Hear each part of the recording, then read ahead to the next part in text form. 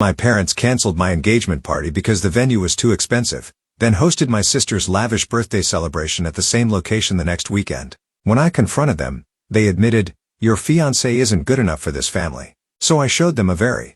"What do you mean you canceled the reservation?" I gripped my phone tighter, stepping away from my desk at work to find a quiet corner in the hallway. "The engagement party is this Saturday. We sent out invitations weeks ago. The venue was simply too expensive, Jenna," my mother replied, her voice carrying that practiced calm she used when delivering disappointing news. "Your father and I discussed it, and we just can't justify spending that much on a party. We'll find something more appropriate." Appropriate? I could feel my face flushing with anger. The Riverside Terrace was my dream venue. I've talked about having important celebrations there since I was 16. Dreams need to align with reality, dear. Now I've been looking at some charming restaurant back rooms that would be perfectly suitable. "We already put down a deposit," I interrupted. "How much could you possibly be saving by canceling now?" A telling pause. "It's not just about the money, Jenna. It's about setting reasonable expectations for your future. With David's background, perhaps it's better to start with something more modest." The implication was clear, and it made my stomach knot. I ended the call shortly after, promising to talk about it later while knowing the decision had already been made. My name is Jenna Whitfield, 29 years old, and despite growing up with wealthy parents in Cincinnati's exclusive Amberley Village neighborhood, I've spent my adult life proving I could make it on my own. I built a successful career in architectural design without my father's connections. I bought my own condo without touching my trust fund, and I fell in love with David Chen, a brilliant software developer who grew up with nothing but made something extraordinary of himself. Even if my parents couldn't see beyond his modest clothes and unassuming demeanor, all I wanted was one day, one perfect celebration where my worlds could come together, where David and I could announce our engagement surrounded by the people we loved in a place that felt special. Now my parents had taken even that away with barely a week's notice. As I walked back to my desk, my phone buzzed with a text from my sister Vanessa. "Mom just told me about Riverside. So sorry, but silver lining, she's upgrading my birthday venue to make up for the family embarrassment. Isn't that great?" I stared at the message, reading it 3 times before the meaning sank in. They hadn't canceled because of the cost. They'd canceled because they were embarrassed of David, of our engagement, of me. And somehow, that wasn't even the worst part. My sister's birthday was the weekend after our canceled engagement party. Growing up in the Whitfield family meant understanding that appearances mattered above all else. My father built Cincinnati's largest commercial real estate firm through connections forged on golf courses and at charity galas. My mother served on the boards of the city's most prestigious cultural institutions, ensuring our family name appeared in all the right society columns. Vanessa thrived in this environment. 2 years younger than me, she embraced the family legacy, dating only men from appropriate backgrounds and pursuing a law degree not out of passion, but because it was expected. She became the daughter my parents had always wanted, polished, predictable, and perfectly aligned with their values. I took a different path. In college, I volunteered designing community centers in underserved neighborhoods instead of joining my mother's sorority. After graduation, I declined my father's offer of a corner office at Whitfield Properties and joined a small innovative architectural firm specializing in sustainable design. Each choice widened the gap between us, but I believe my parents respected me for forging my own way even if they didn't understand it. Then I met David at a tech conference where I was presenting on smart building design. Unassuming in his plain button-down shirt and worn jeans, he asked the most insightful questions about integrating technology into architectural spaces. We talked for hours afterward at a nearby coffee shop. He was brilliant, kind, and refreshingly genuine, qualities I'd found in short supply within my parents' social circle. After 6 months of dating, I brought David home for dinner. The evening was tense, with my parents asking pointed questions about his education, a state school on scholarship, and his family, middle class, his father a high school teacher, his mother a nurse. My father barely concealed his disapproval when David mentioned he still drove his college car, a 15-year-old Honda that ran perfectly well. "Well, at least he's resourceful," my mother had whispered to me later that night, as if frugality were an exotic trait she was trying to be open-minded about. I'd chosen to believe they just needed time to see the man I saw, to appreciate his brilliant mind and generous heart rather than fixating on his bank account or pedigree. When David proposed 6 months later with a simple but meaningful ring he'd designed himself, my parents offered lukewarm congratulations and immediately suggested a long engagement. "Just to be sure," my father had said, "marriage is a lifetime commitment. You want to know someone completely before taking that step." What he really meant was, he hoped I'd come to my senses and find someone more suitable. In retrospect, I should have seen the warning signs. The engagement party they'd reluctantly agreed to host was never meant to actually happen. The final confirmation came 3 days after the cancellation when I stopped by my parents' house unannounced. I'd been avoiding their calls, needing time to process my anger before confronting them. As I pulled into the curved driveway, I noticed extra cars parked outside. My aunt's Mercedes, my father's business partner's Range Rover, and my sister's BMW. I found them in the sunroom, gathered around catering samples and floral arrangements. My mother was gesturing animatedly to what appeared to be a table layout. "The riverside terrace has such lovely natural light," she was saying, "and with the head table positioned here, overlooking the river." "What is this?" My voice cut through the cheerful chatter. 5 heads turned toward me in surprise. My mother recovered first. "Jenna, we didn't know you were coming by. We're just finalizing some details for Vanessa's birthday celebration. At the riverside terrace." It wasn't a question. An uncomfortable silence fell. My aunt suddenly became very interested in her phone. My father's business partner murmured something about a call he needed to make and slipped out. Vanessa at least had the decency to look embarrassed. "I told Mom it was too soon after your situation, but she insisted the venue was perfect and already available." "Available because you canceled my reservation," I said, my voice eerily calm despite the storm raging inside me. My father stood straightening his golf shirt. "Jenna, let's discuss this privately." "Why?" "Everyone here already knows what happened. You canceled my engagement party, claiming it was too expensive, and then booked the exact same venue for Vanessa's birthday. I'd love to hear the explanation." "It's not that simple, dear," my mother began, her society smile firmly in place. "With the guest list we've cultivated for Vanessa's event, the riverside makes perfect sense. The connections your father can foster there. And my guests weren't important enough? My celebration wasn't worth it?" "That's not what your mother is saying," my father interjected. "Look, Jenna, we've been patient with this phase of yours, the job at that small firm, the modest apartment, and now David." "David?" My voice hardened. "What does my fiancé have to do with this?" My parents exchanged a look I'd seen too many times before, the one that preceded some difficult truth. They felt obligated to share for my own good. "He's just not suitable," my mother finally said. "Not for someone with your background. He's nice enough, but he has no ambition, no family connections, nothing to offer, except love, respect, and support," I countered. "Things that actually matter." My father sighed heavily. "Your fiancé isn't good enough for this family, Jenna. And deep down, you know it. We're simply trying to save you from making a mistake you'll regret." The words landed like physical blows. I'd suspected their disapproval, but hearing it stated so bluntly shocked me to my core.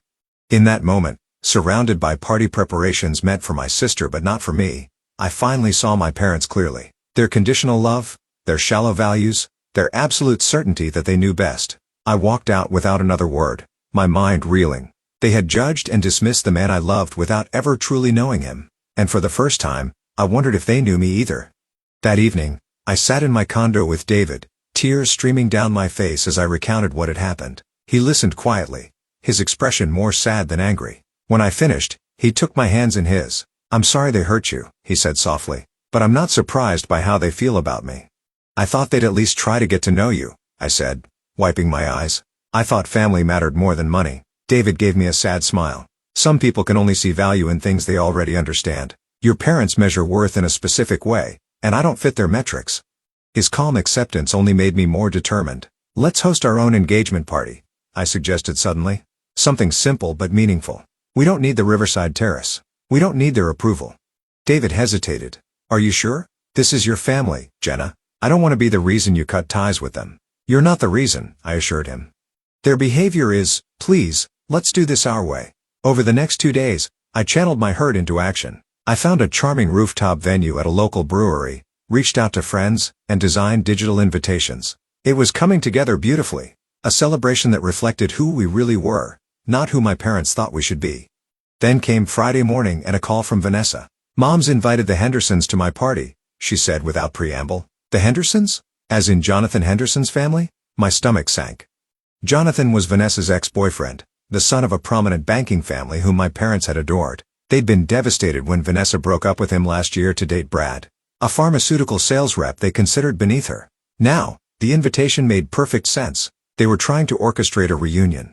"She claims it's because his father is considering investing in Dad's new development," Vanessa continued. "But we both know what she's doing. And get this, she told Brad the party was canceled due to family issues, but really, she just didn't send him an invitation." I closed my eyes recognizing the pattern. "She's doing to you what they did to me." "Not exactly," Vanessa countered.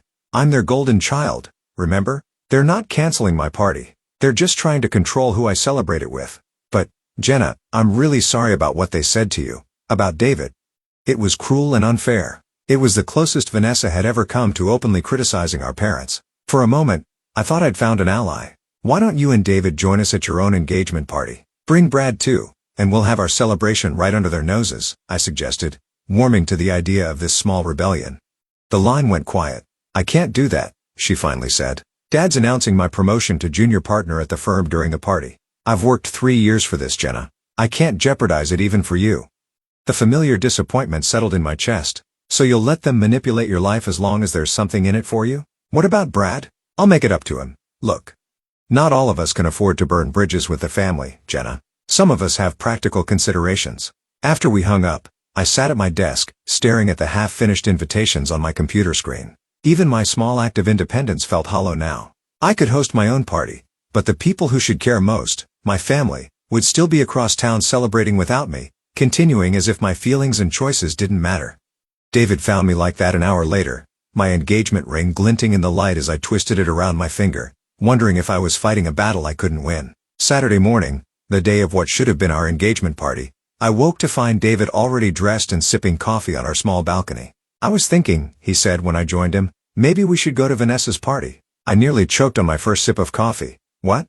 Why would we subject ourselves to that? Because running away and hosting our own party feels like admitting they've won, he said thoughtfully. But showing up, being ourselves, not letting them dictate our actions, that's standing our ground. They'll be horrible to you, I warned. They'll make snide comments and treat you like you're invisible. David shrugged. They already think I'm not good enough. What's the worst that could happen? By the time we arrived at the Riverside Terrace that evening, I'd worked myself into such a state of anxiety that my hands were shaking. The venue was stunning. Floor-to-ceiling windows overlooking the Ohio River, crystal chandeliers casting a warm glow over elegant table settings, flower arrangements that probably cost more than my monthly rent. My mother spotted us first, her practiced smile faltering for just a moment before she composed herself and glided over. Jenna, what a surprise. And David. She lowered her voice. Darling, this is a private family event. We didn't send you an invitation. I know, I said, matching her quiet tone, but injecting steel into my voice. You made it very clear where I stand, but Vanessa's still my sister, and I'm here to support her. My mother's smile tightened. Of course, how mature of you. Just please, try not to make this evening about your situation. Tonight is about celebrating Vanessa. As she moved away to greet other guests, David squeezed my hand. You okay? I will be, I promised, though my confidence was wavering. The evening progressed painfully. My father barely acknowledged us, focusing instead on the Henderson family, particularly Jonathan, whom he'd seated next to Vanessa despite her obvious discomfort. David was excluded from conversations, served last at dinner, and repeatedly mistaken for waitstaff by my parents' friends. The final blow came during my father's toast. Standing at the head table, champagne flute raised. He beamed at Vanessa. We're celebrating not just a birthday tonight, but a remarkable young woman who exemplifies the Whitfield values, he announced. Vanessa has shown dedication to family tradition, professional excellence, and making the right connections for a successful future. His gaze drifted meaningfully from Vanessa to Jonathan Henderson before continuing. In fact, I'm proud to announce that Vanessa is being promoted to junior partner at Whitfield Properties, where she will help lead our exciting new venture with Henderson Financial Group. Applause erupted while I sat frozen in shock. This wasn't just a birthday party or even just a professional announcement. It was an orchestrated business merger between families, one that would bind Vanessa to Jonathan through their parents' companies, making any possibility of her choosing her own path increasingly difficult. And suddenly, with crystal clarity, I understood what was happening. This wasn't about David not being good enough. It was about control, about maintaining the Whitfield dynasty on their terms. As realization dawned, I felt David tense beside me. Following his gaze, I saw my father deep in conversation with a man I didn't recognize. The stranger kept glancing in our direction, his expression shifting from disbelief to something like awe. David, I whispered. Who is that man? Robert Maxwell, he replied tightly, CEO of Pinnacle Tech. Before I could ask why the CEO of one of the country's largest technology companies would be interested in us, David was already standing. We need to leave now. As we slipped out, I caught one last glimpse of Robert Maxwell pulling my father aside, gesturing in our direction with unmistakable urgency. Something had just changed, though I didn't yet understand what. Are you going to tell me what that was about? I asked as we drove home, the tension in David's jaw visible in the glow of the dashboard lights. He sighed. shoulders relaxing slightly. Remember that project I've been working on for the past 3 years? The one I couldn't talk much about? The algorithm for predictive analysis in healthcare? The one that's coming along whenever I ask about it? I'd always respected his privacy around his work, assuming it was typical startup confidentiality. David glanced at me, a rueful smile playing at his lips. It's done, Jenna. The development, the testing, everything. I've been in acquisition talks for the past month. I blinked, processing this news. That's amazing. But what does that have to do with what happened tonight? Robert Maxwell's company is buying my software. The deal closes Monday morning. The implications started to sink in. Is it a big deal? David's laugh held no humor. Pinnacle Tech doesn't make small acquisitions. Before I could press further, my phone exploded with notifications. 3 missed calls from my father, 2 from my mother, and a text from Vanessa. What the hell did your fiancé do? Dad and Maxwell are losing their minds. I showed David the text. Care to fill me in on the rest? When we reached home, David pulled out his laptop and showed me the press release scheduled for Monday morning. My eyes widened as I read, Pinnacle Tech acquires BioPredict for $175 million. $175 million? I gasped, looking up from the screen. David, this is life-changing, he acknowledged. That's why I've been so distracted lately. The negotiations, the legal reviews, the planning. He took my hands. I wanted to tell you, but the confidentiality agreements were ironclad until the deal closed. My mind raced, connecting the dots. So Robert Maxwell recognized you tonight. That's why he was talking to my father? Apparently. David ran a hand through his hair. I guess he thought your father already knew who I was. Just then, my phone rang again. My father. I hesitated, then answered on speaker. Jenna, he began, his voice unusually deferential. Is David with you? I'd very much like to speak with him about a potential opportunity. It's nearly midnight, Dad, I replied, my voice cool. What opportunity could possibly be so urgent? A pause. Robert Maxwell mentioned that David's company has developed some extraordinary healthcare technology. Whitfield Properties is expanding into the medical office sector, and we'd be very interested in discussing potential collaborations. The audacity was breathtaking. Hours ago, my father couldn't be bothered to acknowledge David's existence. Now, sensing a business opportunity, he was falling over himself to connect. Actually, I said, a plan forming in my mind, we'd love to discuss this further.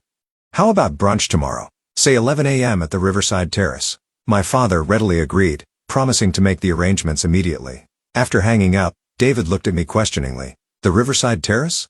Are you sure? Absolutely, I said, my determination growing stronger. If they want to talk business with you, they can do it where our engagement party should have been. And they can face exactly who you are, not who they assumed you were. David smiled, but his expression remained concerned.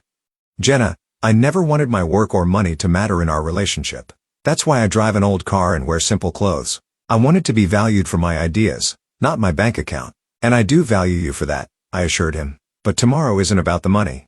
It's about showing my parents the consequences of judging people based on appearances and about reclaiming our dignity on our own terms. As we prepared for bed, my phone buzzed with a text from my father. Brunch confirmed. Riverside Terrace, private room. Looking forward to discussing this exciting opportunity with David. The stage was set for our own version of justice. The Riverside Terrace looked different in daylight, less imposing, more transparent. Sunlight streamed through the windows, casting long rectangles of light across the polished floors. No hiding in shadows today. My parents arrived first, dressed in their Sunday best, faces carefully arranged in welcoming expressions.